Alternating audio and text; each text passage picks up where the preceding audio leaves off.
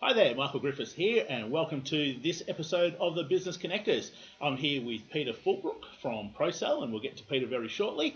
Hopefully you've been really enjoying our past few episodes. We've had some great guests on and some great sources of information and knowledge. So hopefully, as we always say, you've been connecting with those people on LinkedIn and really been trying to expand your network by getting into their network. But enough of that for today. We're here with Peter, as I mentioned, from ProSell. Peter, tell us a little bit more about yourself and how you got into the sales profession. Okay, thank you. I started off as a salesman with Xerox in London, going back quite a few years now. And I then got involved in sales management and then sales training and training management in the UK and then in the US. And I kind of got the bug, and I was lucky to be sponsored by Xerox through an external qualification at Aston University, their applied psychology department. And what came out of that was a real interest in that whole area of behavioural sciences and behaviour in the workplace, and why people do behave as they do, and how you change behaviour and make people more effective at what they do. And out of that came ProSell, the organisation we formed as a sales performance improvement business. Yeah, brilliant. ProSell itself, tell us a little bit more about what ProSell actually does, the sorts of people that you work with. Fill us in a little bit more about them. All right. Our typical markets are anywhere in the sales operational area, really, right through from fundamental retail and selling to consumers, right through to quite major business to business and large contract management. So our operational processes are applicable to a range of industries and different types of sales forces. As I say, direct retail, call centers, business to business. And what we do is we position ourselves as a sales performance improvement organization, as separate really from simply a sales training company. So we go into organizations, and the value we bring is probably in three areas. We have good diagnostic tools which allow us to understand where organizations can significantly improve their sales effectiveness and where that is likely to have the biggest impact upon their bottom line results. We then deliver a combination of workshops and sales management sessions. We believe that management is cause and most else is effect. So we always work through sales management, and we make sure we empower them to drive performance change and performance improvement in their business. So we diagnose it and make sure we understand what we're trying to work on. We empower the managers to drive the programs through the business, and we then support that workplace implementation. We're again great believers that skill development takes place in the workplace, not the classroom.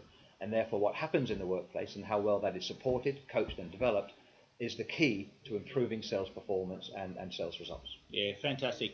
And that's probably why you guys are so unique, because most people go out there and they put on a sales course or a sales workshop and everyone turns up to it and they're there in the classroom, as you say. They're there learning, then they've got to go away. Half of them apply it, half of them don't apply it. The half that do apply it forget half of it anyway. So that's quite unique to what you're doing, where really it is all hands-on, it is all practical, and hence they're probably learning a lot more and actually using the skills a lot more. Absolutely. I think that sitting someone in a classroom for a couple of days, whether it be a manager learning to coach or a salesperson learning to sell, doesn't create expertise. No one gets good at stuff from sitting around for a couple of days. What makes them good is how well and diligently they apply it, and how well they're supported, developed and coached as they go out and try and apply new and better approaches to their work. Yeah. And that's what we focus on. Brilliant. Fantastic. So we've got a wide range of audience that are watching us today. We've got from people who are in sales teams, business development managers themselves, through to business owners. What is some of the reasons why people are either afraid of selling or tend not to do as well with selling as what they could do? I think partly it's education, and some people have preconceived ideas of what selling is and tend to push back. And all of us, I think, have at some time in our lives been exposed to poor quality selling. People trying to push on us products we neither need nor want. Good selling is like good human interaction. It's finding out enough about people and their requirements and needs and desires to only talk to them and recommend to them things that you know are genuinely going to be of value.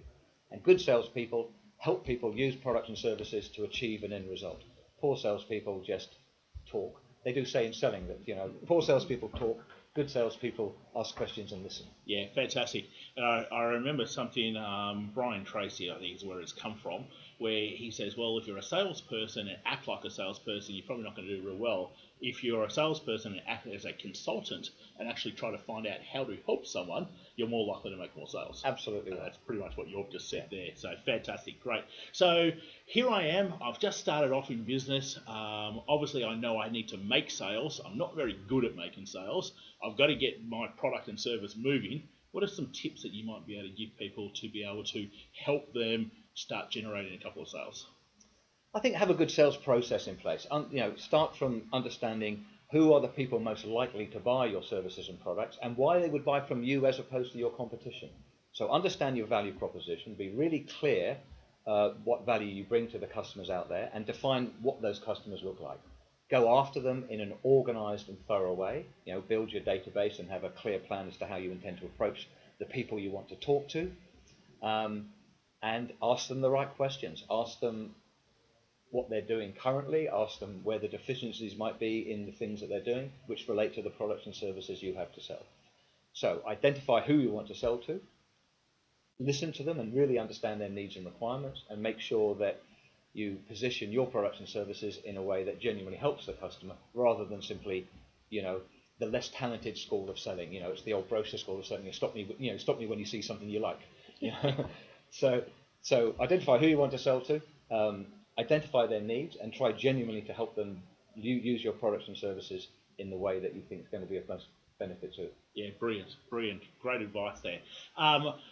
I hear two schools of thoughts with this in terms of how to actually close somebody, if we use it in that terminology. And one school of thought says, well, you should, if you presented well, they'll come back and they'll sort of let you know what they're wanting. Where the other school of thought, and I'm probably down this path also, should you not have a question that you ask which prompts them to at least have to make some sort of decision as you're talking to somebody?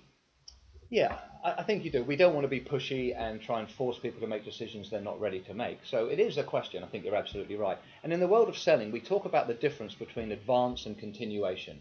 Poor salespeople simply continue the sale. They come back again and try and do more stuff. Good salespeople always look to get an advance from the customer. What is the most sensible next stage? It may be to buy, it may be to evaluate, it may be to look at a proposal, but we always want to take the customer down a path which ultimately leads to them making the purchasing decision. So we need to understand what the steps are along that path, and we always ask the customer, so what is the next stage? What do we do next? Do we recommend it to the board? Do we look at a proposal? Do we do a trial? So whatever that reasonable advance is that you think the customer would be prepared to make. Yeah, fantastic. I think you've just given, if you don't have a question at the moment, I think, Peter, you've just given someone a question. Yeah. What is the next reasonable step for us to take? Yeah. What an easy question. Yeah. Certainly not threatening, and certainly very easy Absolutely. for the other person to be able to answer. Great. So again, with our audience, we always finish off with our guests around our guests giving a networking tip. You've been to plenty of networking events. We've Indeed. had a chat about that before. So someone who's just starting off, what sort of advice could you give around going to a networking event? What's something that they could do? I think there's two things about networking. The first one is be really clear what your value proposition is, and be able to articulate it quickly in a few seconds. Be absolutely clear what value you bring to the people that you want to engage with and network with. And I guess the other thing for me is to understand that networking is a kind of whole life experience. You should be doing it all the time. And I've got a really good example.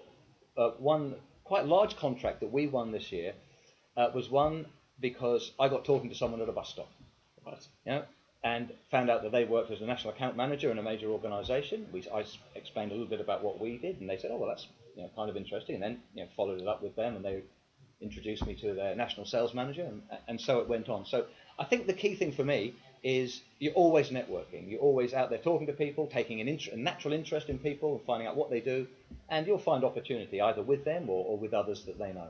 Yeah, brilliant. Great advice. So as Peter's just said there, don't slow down. You just open your mouth. As sometimes I say to people all the time, the more you open your mouth, you never know what good things might take place of it. So thank you very much for joining us today, Peter.